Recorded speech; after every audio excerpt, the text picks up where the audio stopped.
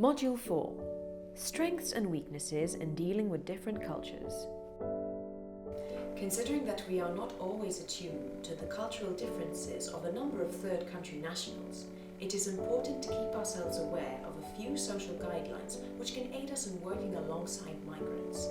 The aim of this module is to help you evolve into better communicators by becoming individuals who are more open to diversity and more culturally conscious. Our objective is to improve the cultural sensitiveness in public services. An integral part of the service we provide is the assurance of a neutral, equal, respectful approach towards every individual that we serve. We are fully committed towards keeping this rapport up to the required standard. And to do this, we must keep ourselves au fait with the cultural needs and differences of our clients. The first step in updating your public relations skills with regards to third country nationals is to assess yourself and your idea of cultural differences. You must begin by acknowledging your prejudices, biases, and the stereotypes you hold of certain nationals. It's perfectly normal to hold particular views about cultures different to ours. What with the lack of exposure to their customs, it's inevitable that we jump to conclusions or feel distanced. However, as dedicated service providers, it is our duty to correct those assumptions and rectify what little knowledge we may have of the nationalities we are working with. Once you've acknowledged your obstacles, take into account some of your clients, their challenges, and the cultural barriers which may be hindering your progress as service provider and client. What is making me feel uncomfortable in this scenario? Knowing that both yourself as the service provider and the third country national are experiencing some form of discomfort or a lack of ease with the situation is the first step in bettering your relationship with them.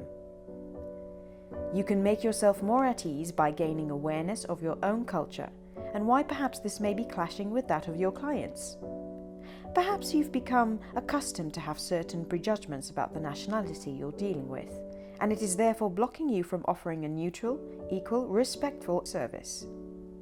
Putting aside these feelings will allow you to take your role to a more professional level, and you will feel more fulfilled in your capacity as service provider. Step 2. Try not to see yourself and the client as two separate entities. You've come together to solve problems at hand. His or her settlement or the overcoming of his or her obstacles are your common goal. While you may not always be in a position to solve every issue, you must always endeavour to succeed in showing the client that you've done your best to help and that you've managed to provide pleasant communication throughout his inquiries. Step 3. Do your homework. If you find yourself encountering certain nationalities on a regular basis, try to get to know them on a more cultural level. Knowing that a certain religion or culture doesn't eat a particular meat, or knowing that their country produces some wonderful art, will make your client feel less like an alien. Showing your client that you know a little bit about his or her cultural background will help you build a connection throughout your negotiations. We often hear and talk about culture as a very generic label, but what exactly is the meaning of culture? Moreover, what is cultural awareness? First off, cultural awareness is an acknowledgement of the traditions and languages one has been brought up around. It also includes the recognition of the values and beliefs savoured by that nationality. Being culturally aware is knowing what it is to be part and parcel of the country in which you were born or grew up in.